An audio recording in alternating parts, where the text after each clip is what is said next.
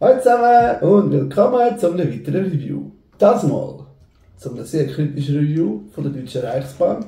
Bluebricks Set 17126. Das hier ist ein Dampflok und die bleiben normalerweise auf der Schiene.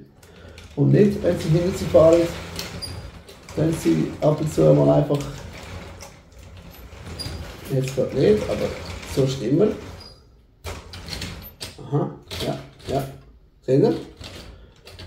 Es derailt andauernd. Lok auch, die biegt ab und zu einfach ab. Erster Kritikpunkt. Zweiter Kritikpunkt. Es müsste auch Kurven kommen, ohne dass es irgendwie entgleist, oder? Genau. Das war auch schon der letzte Kritikpunkt, weil der Rest gefällt mir super gut. Erstens, es hat einen Fahrer drin.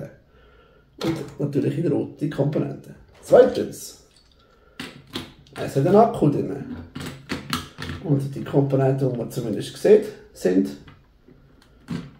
gehalten in Rot. So, dass es zu der restlichen Bahn passt. Dann haben wir zwei Erstklasse und zwei Zweitklasswagen. Die sind super gut.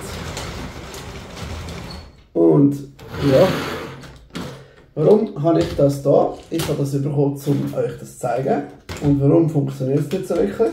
Und der vorherige Eigentümer hat nie etwas dagegen gesagt, ganz einfach. Der hat das gekauft als Ausstellungsset, zum Zeigen, nicht zum Fahren. Darum hat er es nie gemerkt. Ich hoffe, euch hat das kurze, harte Review trotzdem gefallen und ihr schaut wieder rein. Lasst doch ein Like da oder einen Kommentar oder schaut ins nächste Video. Ciao zusammen, bis nächstes Mal!